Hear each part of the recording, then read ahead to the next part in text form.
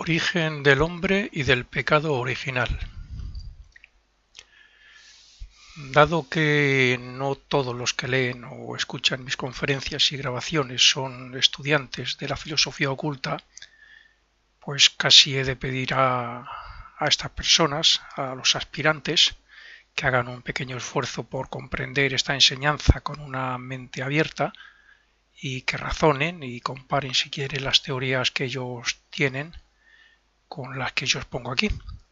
Seguramente que les parezca más razonable y más lógica esta.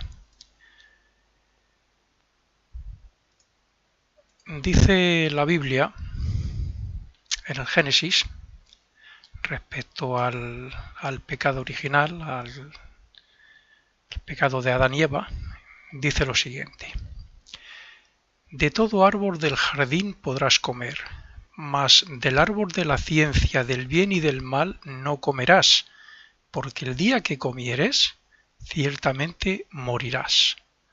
Génesis capítulo 2, versículo 16-17.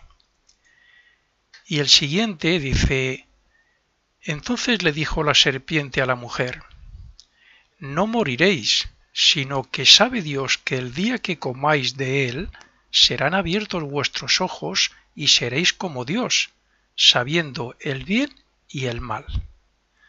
Génesis capítulo 3, versículo 4. Por lo general, nuestra conciencia se rebela y se resiste a creer en el pecado original tal y como ha sido expuesto por algunas iglesias, incluso en estos párrafos de la Biblia. Algo nos dice que no es correcto, que no tiene sentido y que es incluso contrario a los sentimientos y a la razón. Analizándolo detenidamente no es lógico. Pero claro, si observamos la maldad y los errores de los hombres, es lógico que pensemos que algo tuvo que fallar o que pasar en nuestros primeros pasos como humanos para que, queriendo hacer el bien, hiciéramos y sigamos haciendo el mal. Hace años se daba cierta credibilidad a la doctrina de la herencia, según la cual unos nacen para desarrollar virtudes y otros para desarrollar vicios. Pero, como es lógico, no es fácil pensar que vivamos una sola vida y creer que Dios pueda dar un mal destino a alguien sin merecerlo, y otros, por el contrario, un buen destino sin tampoco haber hecho méritos para ello. Muchos se preguntan si será posible encontrar una explicación racional que elimine en nosotros el concepto de injusticia del pecado original y nos devuelva la esperanza de que algún día eliminaremos el mal de nuestras vidas.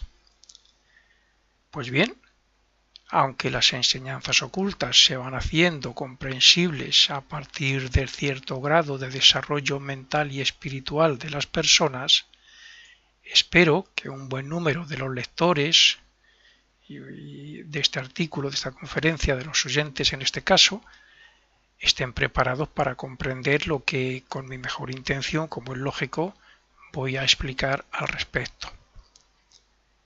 Es de suponer que los lectores, los oyentes, hayan leído los pasajes bíblicos que tratan sobre este tema, porque de esa forma se comprenderán mucho mejor ciertos párrafos. Si nos guiamos por lo que consta en la Biblia respecto al pecado original, no nos queda más remedio que hacernos algunas preguntas como las siguientes. ¿Por qué el hecho de comer una manzana va a hacer que Dios nos castigara a todos con la enfermedad, el parto doloroso y la muerte, entre otras cosas? ¿O por qué han dicho siempre los teólogos y ciertas religiones que debemos sufrir porque nuestros primeros padres pecaron? O también, ¿cómo puede un Dios de amor y sabiduría decretar ese castigo? Esto es ilógico, no tiene sentido. estas son algunas de las respuestas que se pueden dar en mi opinión. El error de la traducción, la interpretación materialista de la Biblia, la ignorancia de las enseñanzas ocultas y la falta de desarrollo y evolución necesario que trae consigo el verdadero descubrimiento o significado oculto y simbólico de la Biblia. Podríamos buscar muchos motivos sobre la serpiente, la manzana y toda esta historia de Adán y Eva en el paraíso, para pensar que es todo absurdo o bien que es una simbología que esconde alguna enseñanza. También podríamos hablar de Adán y Eva desde el punto de vista de la Cábala, para comprender que representa a la humanidad macho y hembra, bisexual en aquella época, porque sus letras, las letras de Adán, desde el punto de vista cabalístico, suman el número 9, que representa el número de la humanidad.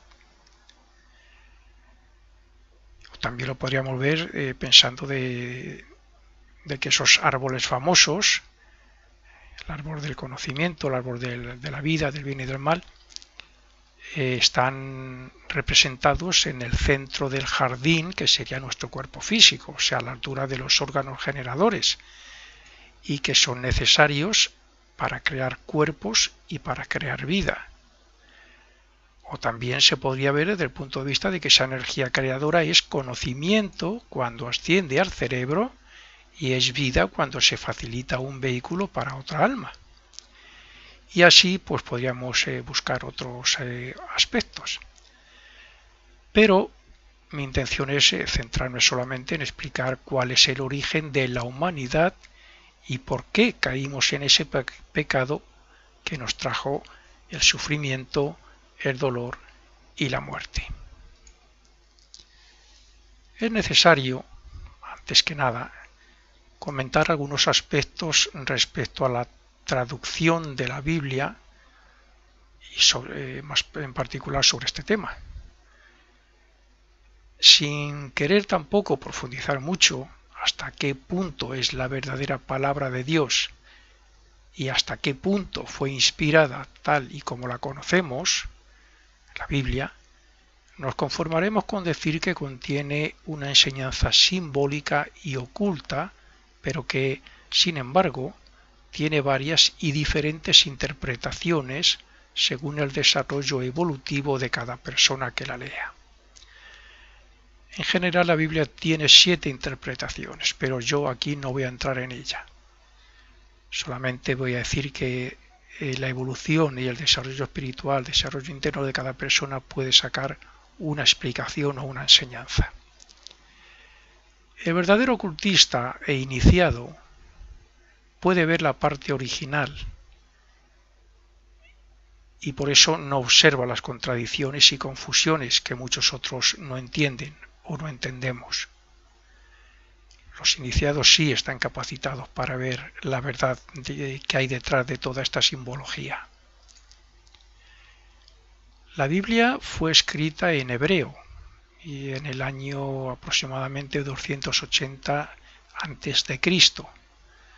Se hizo una traducción al griego llamada la Septuagésima y no fue hasta aproximadamente el año 500 después de Cristo cuando apareció el primer texto parecido a la que conocemos hoy. Es importante tener en cuenta que en el lenguaje de los hebreos las palabras se escribían todas seguidas y no separadas, como ocurre con las actuales, donde hay comas y puntos. Entonces no se hacía así. También tenían la costumbre de extraer las vocales de esas palabras, lo que significa que se podían hacer varias interpretaciones dependiendo de dónde se intercalaran dichas vocales. Por otro lado, en la versión tan conocida del rey Jaime, hubo 47 traductores, si no recuerdo mal, de los que solo 3 eran eruditos del hebreo, y 2 de ellos murieron incluso antes de terminar los salmos. Lo que significa que puede haber muchos errores en la traducción, si nos fijamos en todas estas cosas. Y si a todo lo anterior añadimos que los traductores tenían la obligación de adaptar la traducción a sus propias creencias y normas morales y sociales para no crear escándalos, comprenderemos la dificultad de saber hasta qué punto es una traducción correcta y qué partes son originales y cuáles no. Esto sería algo así como si un dictador dice que se traduzca, pues yo qué sé, el Código Penal, y los que lo van a hacer pues tienen que pensar en el dictador. No vaya a ser que metan la pata y luego la paguen ellos o haya un escándalo, etcétera, ¿no?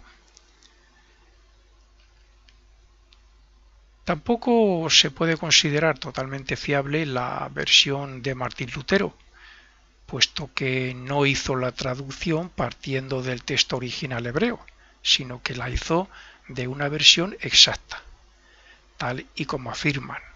Eso significaría que tendría los mismos errores que los originales.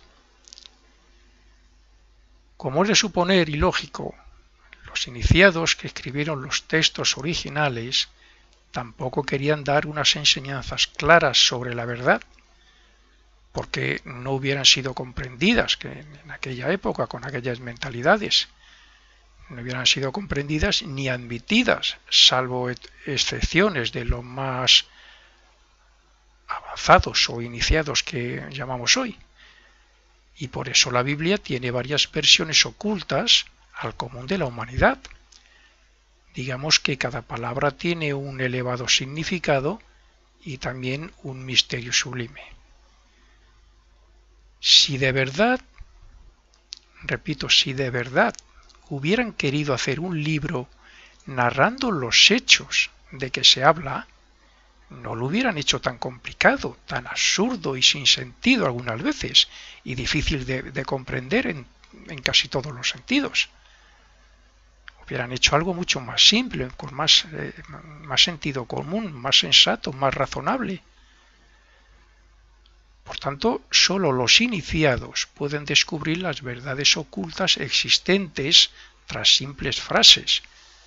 Sin embargo, los aspirantes espirituales de las escuelas de misterios, escuelas iniciáticas como la Fraternidad Rosacruz, a partir del discipulado, pues es posible que ya comiencen a entresacar bastantes verdades de toda esta simbología.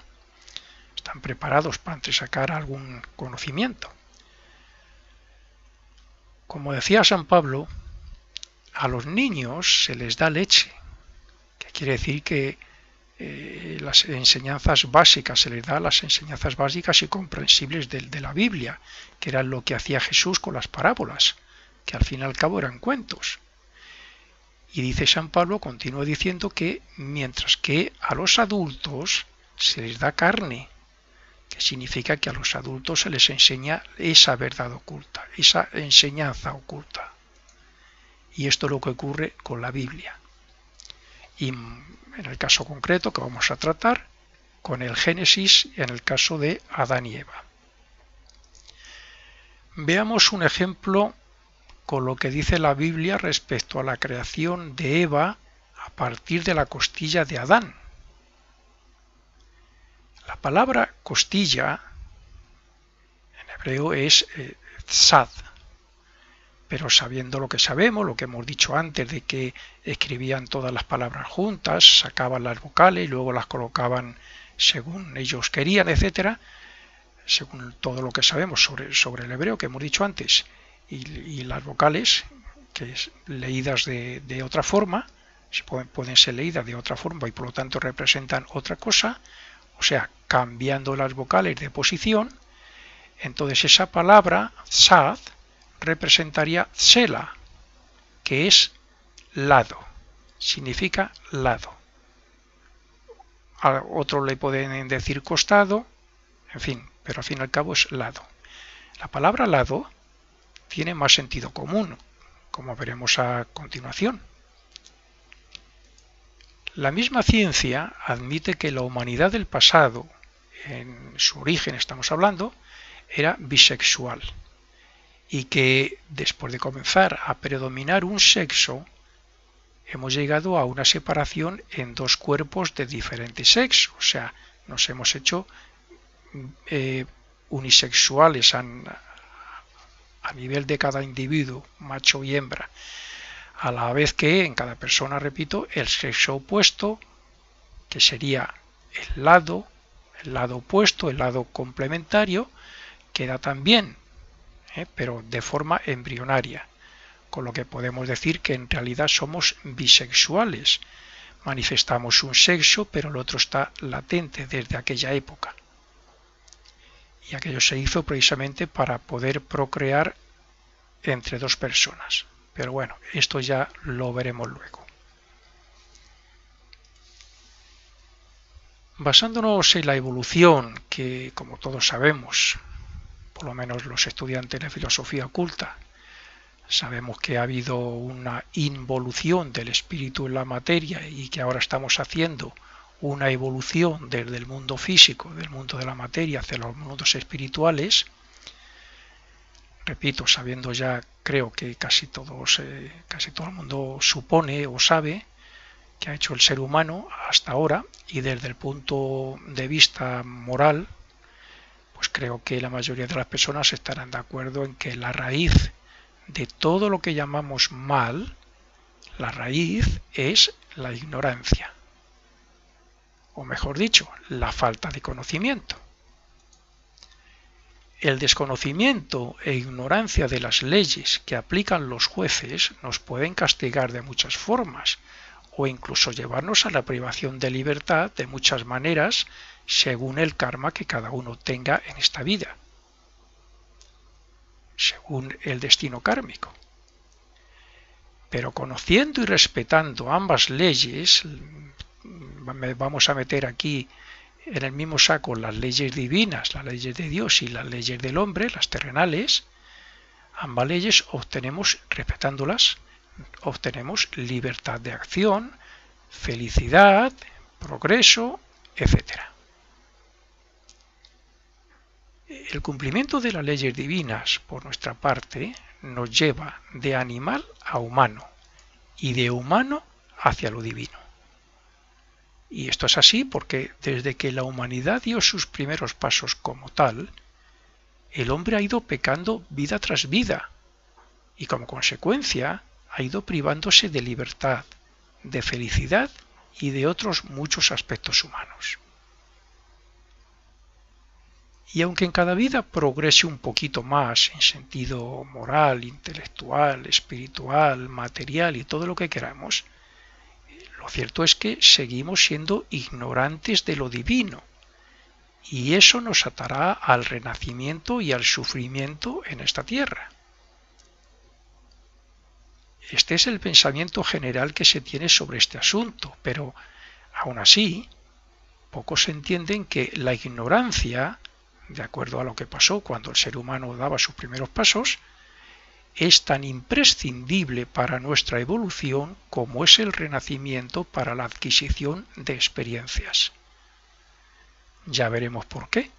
Parece una contradicción que digamos que es imprescindible la ignorancia, como la reencarnación, pero en el estado actual del hombre son la salvación.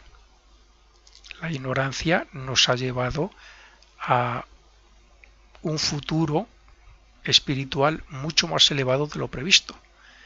Y el renacimiento, si no fuera por el renacimiento, no evolucionaríamos. En el origen de la humanidad, el hombre ignoraba la ley, es decir, no era consciente de ella, porque acababa de obtener el germen de lo que hoy llamamos mente. Nos dieron un germen que debía de desarrollarse, debía de obtener un poder a través del cerebro y de las experiencias del hombre. Entonces, cuando nos dieron ese germen, el hombre pues era ignorante, éramos más animales que nada. Pero tras violar la ley una y otra vez y tras sufrir los efectos de estas violaciones, obtuvimos el conocimiento del bien y del mal, y por tanto tuvimos conciencia de lo que era pecado. Así es que la ignorancia nos hizo pecar contra la ley, y ésta nos castigó para que aprendiéramos a discernir entre el bien y el mal, o dicho de otra forma, para que obtuviéramos conocimiento. Y así se supone que el ser humano comenzó a evolucionar sufriendo por su ignorancia y, al fin y al cabo, sin tener culpa de que Dios nos hubiera hecho ignorantes. Esto parece que tiene gracia, ¿no? Estamos culpando a Dios por hacernos ignorantes, porque claro, por ser ignorantes caímos en el pecado, sin tener culpa. Si éramos ignorantes no podíamos saber lo que era malo. Es cierto que hemos progresado mucho, evolutivamente hablando, desde aquellos tiempos, pero también lo es que hoy seguimos pecando y haciendo el mal aún sabiendo que es mal, puesto que hoy se mata con el pretexto de decir que es defensa propia o se roba porque dice uno, bueno, es que me hace falta, ¿no? Hoy seguimos haciendo el mal, pero hay una gran diferencia con aquella época. En aquella época no teníamos la conciencia aquí en el mundo físico, no conocíamos el mal. Ahora sí sabemos lo que es malo, porque precisamente sabemos que hay leyes. Además de las terrenales, sabemos lo que estudiamos y los aspirantes espirituales, ya se empieza a hablar cada vez más de esa palabra mágica, esa palabra que es karma, que parece que nos trae los resultados de las causas que hicimos en el pasado, incluyendo otras vidas. Esto que acabo de explicar al fin y al cabo es, bueno, pues la explicación exotérica con X más convincente, diría yo, para la mayoría de las personas creyentes que entienden que la humanidad está evolucionando y que algún día, pues bueno, pues seremos todos buenos y que no actuaremos mal contra nadie ni contra nada. Esa sería una explicación bastante, dentro de lo que cabe, bastante razonable. Pero desde el punto de vista esotérico, desde el punto de vista de la filosofía oculta, este tema es muy diferente, aunque también tenga su origen en la época en que el hombre animal, vamos a definirlo con dos palabras, hombre-animal, desde que entonces se comenzó a considerarse humano, cuando comenzaba a desarrollarse como tal. He de suponer que la mayoría de las personas creen que detrás de la personalidad hay un espíritu o alma. Creo que es lógico. Eso al menos es lo que afirman casi todas las religiones del mundo, incluyendo filósofos y hoy día incluso científicos. Que hay un alma, que hay un espíritu. Por consiguiente, y partiendo de la base de que la filosofía oculta también lo afirma y profundiza en ello, tendré que comenzar por explicar algo sobre el origen de ese espíritu. Si no hay un espíritu, un alma, no sabemos ni de dónde venimos, ni por qué éramos inconscientes, o quiénes éramos, si hablamos de que éramos inconscientes. El origen de ese espíritu que todos tenemos es Dios. Dios nos diferenció de Él, nos separó, por decirlo así, temporalmente. Y por eso somos a imagen y semejanza de Él en espíritu y en su propio mundo. Cuando nos diferenció éramos como Él. No desde el punto de vista de lo que somos hoy, que somos individualidades autoconscientes, no. Cuando Él nos diferenció con la conciencia que teníamos, éramos como Él.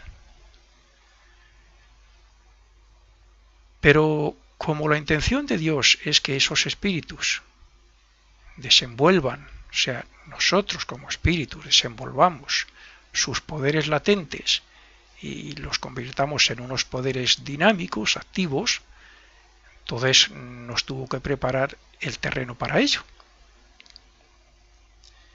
Esto es fácil de comprender por medio de un ejemplo, pues así, de humano, un ejemplo entre personas, ¿no?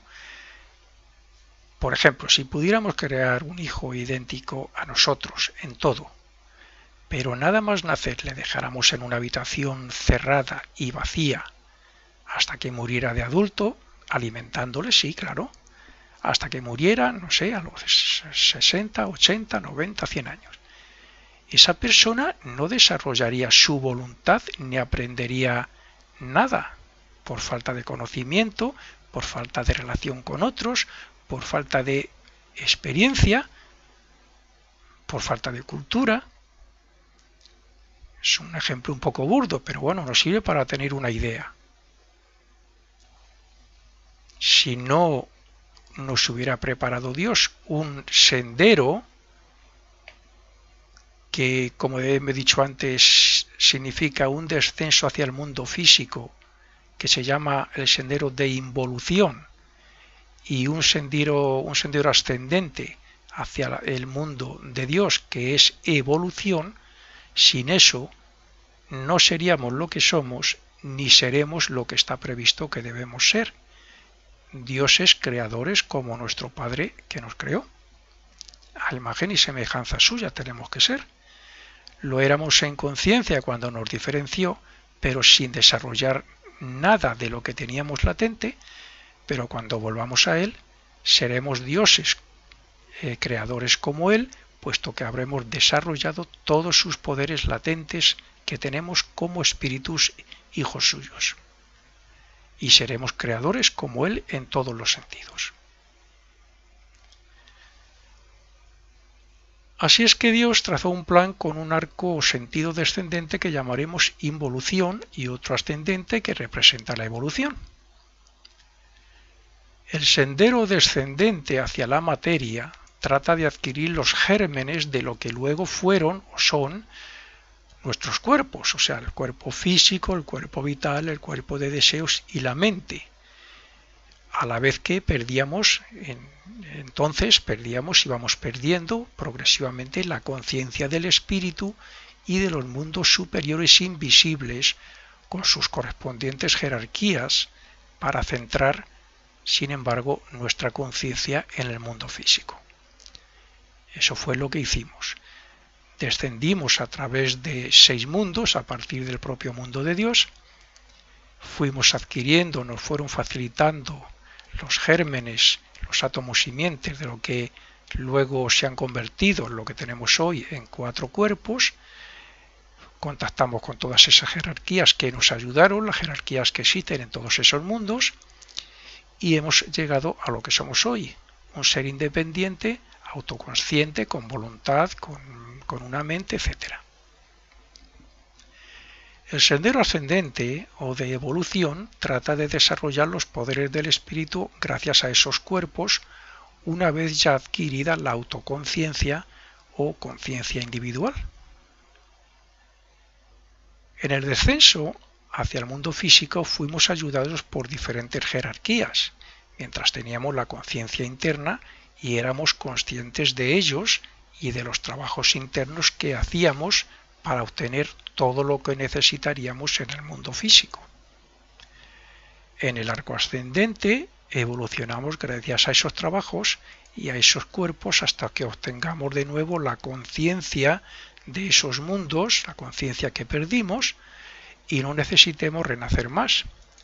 Conciencia que perdimos, pero no como individuos. Cuando la recobremos ya somos individuos, conscientes de que tenemos una mente, unos poderes, unos vehículos, etc. Entonces, cuando llegue ese momento, ya no conoceremos, por supuesto, la muerte, porque no necesitaremos cuerpo físico, sino que estaremos dirigiéndonos, gracias al progreso, nos estaremos dirigiendo de nuevo pues a la casa de nuestro Padre, al mundo de Dios.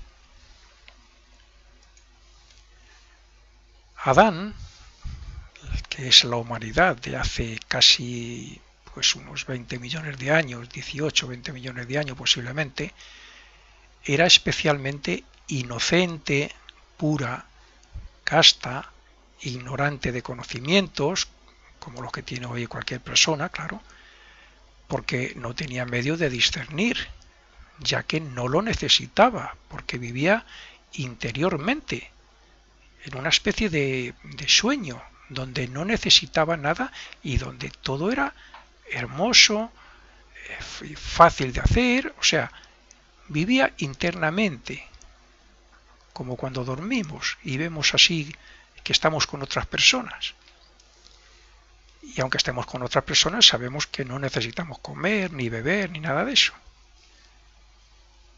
Vivimos internamente, mientras que en el exterior, a este ser humano, bueno, a este ser en aquella época, le guiaban y no le faltaba de nada, como tampoco le falta una mascota de las que tenemos en nuestra casa. Nuestra mascota no tiene autoconsciencia, ni tiene una mente y una voluntad como la nuestra. Vive también internamente y es feliz. No tienen pasión para hacer el sexo, ni a lo sumo como tienen un cuerpo de deseos, sí tienen deseos, tienen emociones, emiten algunos sentimientos, etcétera. Pero voluntad, razonamiento, a modo de espíritu individualizado, no. Pero claro, aquel hombre, era una especie de autómata sin conciencia propia, que no salía de una serie de acciones y costumbres, como ocurre con cada especie animal. Por tanto, era amoral. No inmoral, porque eso lleva consigo el mal, sino amoral, por no conocer el mal, como tampoco lo reconoce un animal doméstico. El animal doméstico no razona y dice esto es malo y esto es bueno. Se aprende a diferenciar que algo es malo es porque alguna experiencia tiene por ahí ya guardada en este principio de memoria que tienen, ¿no? Sobre todo si le han maltratado cuando ha hecho algo malo, ¿no? Y sabe que hay algo, pero aún así a veces lo repiten, y es por eso mismo, porque no tienen autoconciencia. Tienen un cuerpo físico, un cuerpo vital y un cuerpo de deseos, pero no tienen mente. Así es que Adán no fue responsable directo de caer en el mal, puesto que no lo conocía ni podía discernir, porque no tenía su cerebro aún formado, evolutivamente hablando, claro. Como tampoco puede discernir un niño recién nacido. Naturalmente que Adán y Eva son mitos, pero los mitos enseñan más que la historia misma, puesto que simbolizan una verdad espiritual o una enseñanza necesaria para el desarrollo del hombre. Algo similar al mito ocurre, como he dicho antes, con las parábolas de Jesucristo. Llevaban una enseñanza oculta muy importante. Y aunque fuera una parábola a modo de cuento o de historia, se escondía una gran verdad. El error ha estado siempre en no saber interpretar este símbolo o mito, ya que cuando se estudian los detalles y se discierne sobre el asunto, se obtiene inspiración o sugestiones que nos ponen las ideas más claras. Y es que, según Orígenes, creo recordar, hablando de las escrituras hebreas, dice que éstas tienen un cuerpo en sentido externo, dirigido a los ignorantes e incultos, de donde se puede extraer una enseñanza superficial, y tiene otro cuerpo interno para despertar el discernimiento de la persona inteligente para que busque el sentido más profundo de la historia. Esto es fácil de comprender si, por ejemplo, vemos que Adán y Eva les castigan por hacer el mal sin saber distinguir el bien y el mal, puesto que lo conocieron después de comer el fruto prohibido del árbol del conocimiento. Claro que otra cosa es que nosotros veamos a Adán y Eva como humanidad como representantes de la humanidad, una humanidad evolutiva que evoluciona, que se encuentra en un grado de conciencia similar a los animales actuales, entonces era la conciencia que teníamos, los cuales pues no pueden ser responsables de lo que hacen, como es lógico, no éramos responsables de lo que hacíamos. En la época lemúrica, la época de la famosa caída, ya teníamos como humanidad un cuerpo bastante sólido, aunque no tanto como ahora, pero bueno, no lo suficiente como para decir que éramos una raza. Todavía no había nacido, por decirlo así, la primera raza. Teníamos un cuerpo físico, el cuerpo vital, el cuerpo de deseos, pero no conocíamos la maldad, como no la conocen los animales, por muy salvajes que sean, atacando o matando a otros. Esto no significa que hayamos sido animales, significa que nuestro estado de conciencia era como el de los animales que desde su mundo, desde su conciencia interna, ven el mundo interno como nosotros lo vemos cuando tenemos sueños. Fue en esta época cuando nos hicimos cargo del cuerpo físico entrando en él. Esto fue por medio del líder de los ángeles, por Jehová. Fue el quien ya comenzó a hacer este trabajo para que pudiéramos penetrar en el cuerpo físico. Aunque bueno, todavía éramos guiados por las jerarquías superiores, aún estando dentro. Ya éramos un yo, pero no se nos podía culpar de nada, porque no éramos autoconscientes todavía.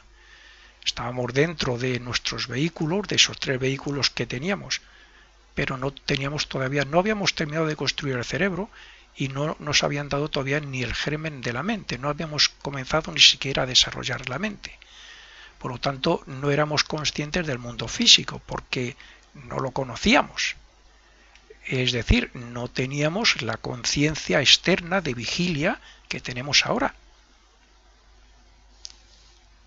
En realidad, nosotros, con la conciencia actual, somos el resultado de aquella caída, de la caída del hombre interno, cuando tenía la conciencia de ese hombre animal. Por eso no nos afectaba la ley de consecuencia, no nos afectaba esta ley relacionada con el karma, como no nos afecta hoy. O sea, como nos afecta hoy.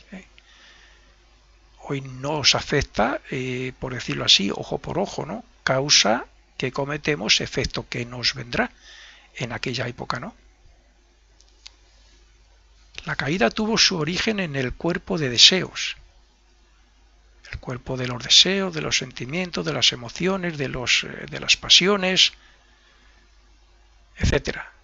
Y fue este mismo cuerpo el que nos arrastró a lo más depravado hasta que, a través del conocimiento del bien y del mal, nos dimos cuenta de que éramos nosotros también los que, gracias a la mente, la que obtuvimos después, y gracias a la voluntad, que fuimos desarrollando también, nos dimos cuenta de que debíamos regenerarnos y volver a nuestro plan evolutivo original. Y eso se podría decir que todavía estamos en ello. Nuestro destino evolutivo era que desarrolláramos los poderes divinos sin conocer el mal. Parece mentira, pero así parece ser que era. Desarrollar los poderes sin conocer el mal, sin practicar el mal. Pero los luciferes nos llevaron a despertar la conciencia de vigilia. O sea, nos hicieron sacar nuestra conciencia interna para hacernos conscientes del mundo físico y de las personas. En este caso, Adán conoció a Eva. Y también llevó a conocernos como hombre y mujer con su correspondiente atracción física. Sin embargo, ese descenso más allá de lo previsto en el plan de Dios nos ha dado y nos está dando más fuerza para ascender de nuevo. Quiero decir que los resultados finales van a ser superiores. Aún así, mi duda es que si hubiera sido según lo previsto, me pregunto, ¿hasta qué grado hubiéramos sido libres como lo somos ahora? ¿O hasta qué punto hubiéramos seguido siendo autómatas como lo éramos? En cierto modo, no tenemos culpa de esa caída, puesto que no éramos conscientes de lo que hacíamos, lo que significa que se nos ha puesto un lastre sin merecerlo. Pero al final, como digo yo, que siempre se ha dicho, y así se piensa, que Dios es justo y es bueno, es amor, al final vamos a ganar en los resultados de nuestra evolución espiritual. Esto es así porque la fuerza y los poderes internos que estamos desarrollando para salir de donde hemos caído sin estar previsto es lo que nos va a ayudar a acelerar el desarrollo de los trabajos espirituales que nos quedan. Ya lo explicaré después, pero es algo así como decir que lo que el aprendizaje, el desarrollo de los poderes que vamos a hacer aquí en el mundo físico, conociendo el bien y el mal, el poder interno que vamos a desarrollar para afrontar los karmas, sobre todo los negativos que nos creamos, el bien, el poder interno que vamos a extraer en el purgatorio después de cada vida, tanto de lo bueno como de lo malo, eso va a ser nuestra gran salvación, y además de la salvación, va a ser un gran poder que vamos a tener para luego continuar el sendero evolutivo que nos queda. Naturalmente que estamos hablando del común de la humanidad, que nos esforzamos en progresar, y no de aquellos que en cada renacimiento caen más en el mal, van cada vez peor. He de decir que supuestamente la humanidad, la que está representada por el número 9, no recuerdo ahora mismo qué pasaje bíblico dice que solo se salvarán 144.000 personas, seres humanos. Esto es otra de las muchas cosas que tampoco tiene sentidos. No tiene sentido porque ¿para qué va a crear Dios millones y millones y millones de seres humanos para que se salven 144.000? Alguna explicación, alguna simbología tiene que haber. Porque claro, si no la hubiera, ¿qué 144.000 se van a salvar? ¿De ahora, de nuestro tiempo? ¿Que somos más morales, más espirituales, más inteligentes que los de hace 2000 años, cuando echaban a los cristianos a los leones? ¿Nos salvaríamos los de ahora? ¿O se salvarían 144.000 de ahora? ¿Y los otros? No es justo. 144.000, volvamos a la numerología, es 1 más 4 más 4, igual a 9, que significa que se va a salvar toda la humanidad. Aunque sí hay que decir que es posible que ocurra como ocurrió antes de que se separara la Tierra del Sol. Hubo unos rezagados que salimos con el planeta Tierra porque no estábamos a nivel evolutivo de los espíritus que estaban evolucionando en el Sol. Continuamos nuestra evolución en el planeta Tierra según se iba endureciendo y cristalizando a la misma vez que nuestros cuerpos, y aún así también en la Tierra hubo otros que se quedaron rezagados también y salieron del planeta Tierra cuando todavía estaba en fusión, salieron del planeta Tierra, y fue lo que después, ya endurecido, cristalizado, materializado, fue la Luna. Por lo tanto, ha habido rezagados del Sol, de la Tierra y otros en la Luna, como lo ha habido en otros planetas. Por lo tanto, de los rezagados que estamos aquí, de los rezagados de todo el total, es posible que alguno caiga vida tras vida y no haga ni el más mínimo esfuerzo por evolucionar, se pierda llamémosle por la magia negra, por lo que sea, se pierda, y entonces eso sí serán los poquitos que no se puedan salvar, entre comillas, porque un espíritu no puede morir. Un espíritu que es parte de Dios no puede morir, porque Dios es inmortal, Dios es omnipotente, omnipresente, omnisciente. Claro, la pregunta, ¿y entonces qué pasará con ellos? Bueno, pues tendrán que esperar en ese estado, llamémosle caos, tendrán que esperar a que otra oleada de espíritus venga al nivel donde se encuentren, y entonces se unirán a esa oleada, y entonces serán líderes de ellos, y tendrán otro momento, otro comienzo, con más poderes para volver a comenzar hasta llegar otra vez a la meta. Bueno, pues aquí dejamos la primera parte y en la segunda ya vamos a hablar más concretamente de dónde comienza esa caída en esa primera época que la filosofía oculta Rosacruz le llama época polar.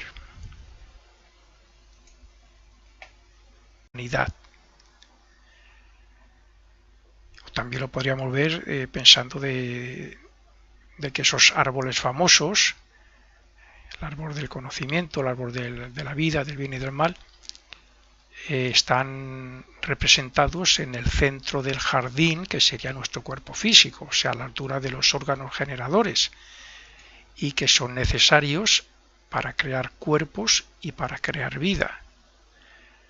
O también se podría ver desde el punto de vista de que esa energía creadora es conocimiento cuando asciende al cerebro y es vida cuando se facilita un vehículo para otra alma. Y así pues podríamos buscar otros aspectos. Pero mi intención es centrarme solamente en explicar cuál es el origen de la humanidad y por qué caímos en ese pecado que nos trajo el sufrimiento, el dolor y la muerte. Es necesario, antes que nada, comentar algunos aspectos respecto a la traducción de la Biblia y más en particular sobre este tema. Sin querer tampoco profundizar mucho hasta qué punto es la verdadera palabra de Dios y hasta qué punto fue inspirada tal y como la conocemos, la Biblia, nos conformaremos con decir que contiene el bien y el mal. Génesis capítulo 3, versículo 4. Por lo general, nuestra conciencia se rebela y se resiste a creer en el pecado original tal y como ha sido expuesto por algunas iglesias, incluso en estos párrafos de la Biblia. Algo nos dice que no es correcto, que no tiene sentido y que es incluso contrario a los sentimientos y a la razón. Analizándolo detenidamente no es lógico. Pero claro, si observamos la maldad y los errores de los hombres, es lógico que pensemos que algo tuvo que fallar o que pasar en nuestros primeros pasos como humanos para que, queriendo hacer el bien, hiciéramos y sigamos haciendo el mal. Hace años se daba cierta credibilidad a la doctrina de la herencia, según la cual unos nacen para desarrollar virtudes y otros para desarrollar vicios. Pero, como es lógico, no es fácil pensar que vivamos una sola vida y creer que Dios pueda dar un mal destino a alguien sin merecerlo, y otros, por el contrario, un buen destino sin tampoco haber hecho méritos para ello. Que debemos sufrir porque nuestros primeros padres pecaron. O también, ¿cómo puede un Dios de amor y sabiduría decretar ese castigo? Esto es ilógico, no tiene sentido. Estas son algunas de las respuestas que se pueden dar en mi opinión. El error de la traducción, la interpretación materialista de la Biblia, la ignorancia de las enseñanzas ocultas y la falta de desarrollo y evolución necesario que trae consigo el verdadero descubrimiento o significado oculto y simbólico de la Biblia. Podríamos buscar muchos motivos sobre la serpiente, la manzana y toda esta historia de Adán y Eva en el paraíso, para pensar que es todo absurdo o bien que es una simbología que esconde alguna enseñanza.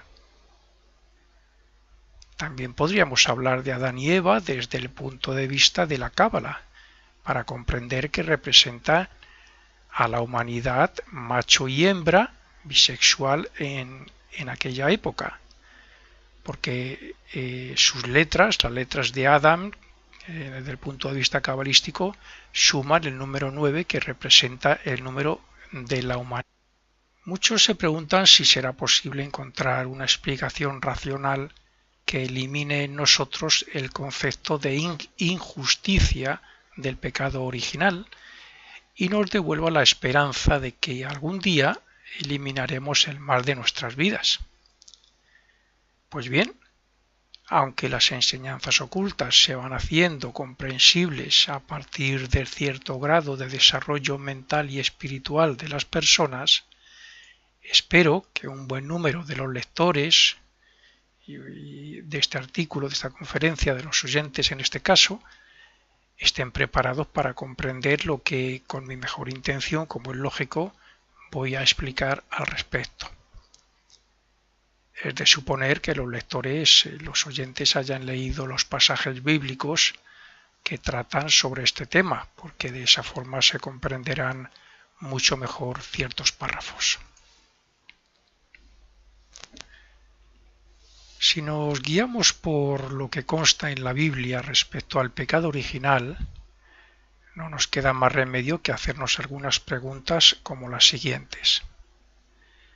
¿Por qué el hecho de comer una manzana va a hacer que Dios nos castigara a todos con la enfermedad, el parto doloroso y la muerte, entre otras cosas? ¿O por qué han dicho siempre los teólogos y ciertas religiones? Origen del hombre y del pecado original. Dado que no todos los que leen o escuchan mis conferencias y grabaciones son estudiantes de la filosofía oculta, pues casi he de pedir a estas personas, a los aspirantes, que hagan un pequeño esfuerzo por comprender esta enseñanza con una mente abierta y que razonen y comparen si quieren las teorías que ellos tienen con las que yo os pongo aquí. Seguramente que les parezca más razonable y más lógica esta. Dice la Biblia en el Génesis respecto al pecado original, al pecado de Adán y Eva, dice lo siguiente: de todo árbol del jardín podrás comer, mas del árbol de la ciencia del bien y del mal no comerás, porque el día que comieres, ciertamente morirás.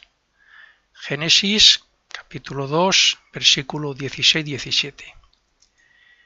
Y el siguiente dice: entonces le dijo la serpiente a la mujer: no moriréis, sino que sabe Dios que el día que comáis de él, serán abiertos vuestros ojos y seréis como Dios, sabiendo